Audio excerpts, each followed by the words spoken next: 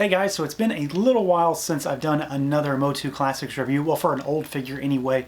Just so much new stuff lately that I can't keep going backwards and looking at the old stuff. But we're going to do that today. We're going to take a look at, I think I say this probably too much, maybe every other video when it comes to these. But we're looking at definitely one of my favorites in the line, one of my favorites of the Evil Masters. We have got Tri-klops himself, so he is one of the earlier figures. I'm even wearing the ring right now because I'm that kind of guy.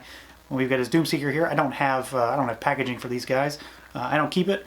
I don't particularly care for the Motu Classics packaging enough to keep it. So that's about as much as I'm going to say there. But we've got our Tri-klops figure, so let's put him on the stand and take a look. Alright guys, so here is Tri-klops himself, and like I said, I really like this character. I really like this figure. I think they executed it very well on pretty much every level. It's got some details that ultimately they really didn't even need to add. You know, he comes with the ring, which is a nod to the vintage line. I'm just going to wear it. Why not? No reason not to. Add a little extra flair to this video. So we've got, you know, the figure, the ring, we've got the Doomseeker, we've got the sword, we've got his action feature, sort of, which we'll talk about. So I'm going to talk about just, you know, the normal stuff here. It's a not vintage, but, you know, this is a, what, 8-9-year-old figure at this point, so he's pretty old. People that have him have had him for a while, I would imagine. So we're going to move the Doomseeker aside for just a second. We'll do articulation real quick because it's, you know, standard Motu Classic stuff. Head can swivel up and down, arms can go out, swivel, bicep, single jointed elbow, wrist rotates. He does have a crunch, but it's not the best. Mine's actually pretty tight at this point, but it ultimately will also get hindered by the armor too. Waist twist, legs can kick forward, they can kick back a bit, they go out to the side, we've got some knee joint there, we've got boot cut, and we've got hinges at the ankles. So, you know, if you've got a Motu Classics figure, you know what to expect here. The big thing for me is ultimately the look of the character. I think they did an exceptional job making him classicized and taking that vintage figure look and translating it into a larger scale, more detailed figure. He just looks great on every level to me. I like his, you know, the chiseled jawline, the braiding on the chest plate. Everything about his armor looks really cool to me. The only thing I really wish they could have done, and at the same time I don't because, you know, I would have lost him by now, is if these little knives could come out. But they're sculpted and they do look nice, and they are painted individually, so you can tell that they are something different, something that sets them apart, and not just necessarily a piece of the armor itself. As far as his sword goes, it's vintage through and through. It's got the handle on it. We've got some metallic paint on it with some orange accents, ties his look together. You know, it brings him together as a whole from his orange and green armor to his orange and green sword. And speaking of his armor, it is removable. You could pop this off here and pull it off. I'm not going to do that. It's been so long since I've done that. I really don't want to risk popping that peg out right now. But he does feature removable armor. He's got some nice paintwork on the armor as well. It's mostly cast in green plastic, but this is pretty clean. It's two-tone orange on the belt and the bracers as well. We do have some dark green on the boots down there as well. There's also some dry brushing in the loincloth as well. It might be hard to pick up. It's actually hard to see sometimes to the naked eye, but it is there. And then, you know, that just in general, I think he has an exceptional look. He looks, I don't know, he looks a lot more menacing here than he looks in pretty much, you know, any incarnation of this character as far as I'm concerned. Beyond all of those positives, which, you know, there's a lot going on here. I just think, you know, he's not necessarily decked in terms of overall features or exceptional sculpting, but what they did is just done well, and that's really what draws me to this figure. I don't have any actual gripes about this guy at all. I dig his look. I like his paint applications.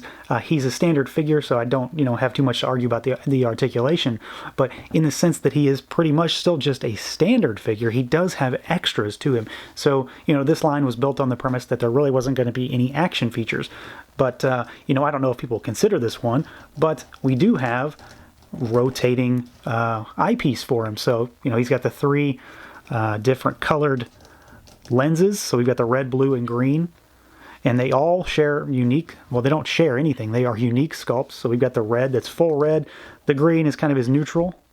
And then we've got the blue, which is more like focused, kind of laser focused almost. And it just spins around. But at the same time, what's interesting here is that while this is, you know, this is Tri-klops, this is what he looks like, this is the character, this is the big thing about him, they went to the point where they could sculpt underneath that covers for the eyes. And I'll get a better shot of that to show on screen because it's hard to do here without really mangling the figure. But there are blinded eyes underneath that, which they didn't need to do. And, you know, and at the end of the day, I don't ever see them really, but it's nice to know that the extra mile was gone to add that extra detail here just to give him a little bit more character.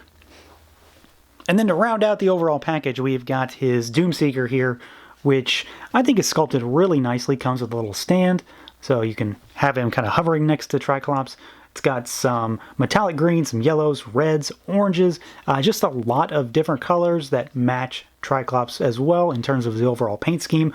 My only real regret with this is that if you wanted more than one, you're pretty much out of luck unless somebody wants to let theirs go, or if you bought more than one Tri-klops figure, which I didn't.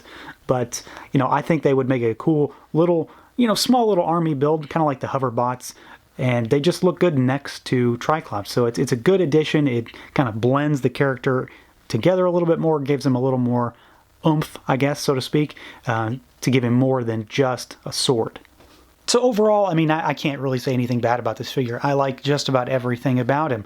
The only real negative, and it's one that isn't even a negative really at this stage in the game, is that his articulation is relatively limited compared to other product lines, but it is within the confines of Motu Classics. So I'm not going to argue that point. The figure is I think 9 years old at this point, or getting there at least, so he is pretty old, but he's got an excellent sculpt. He's got unexpected benefits with the visor and the sculpt underneath that they really didn't have to do. He's got a cool sword. He's got the Doomseeker. He comes with the ring that you can wear on a daily basis, wear to work. And he's just a cool character. How could you not want him? He is a quintessential character for Motu, and I think that Mattel and the Four Horsemen absolutely knocked this guy out of the park. So that's going to do it for this look at the Motu Classics Tri-klops figure. Feel free to like, comment, subscribe, and share. We'll be back with more of these relatively soon, I think, and catch you guys later.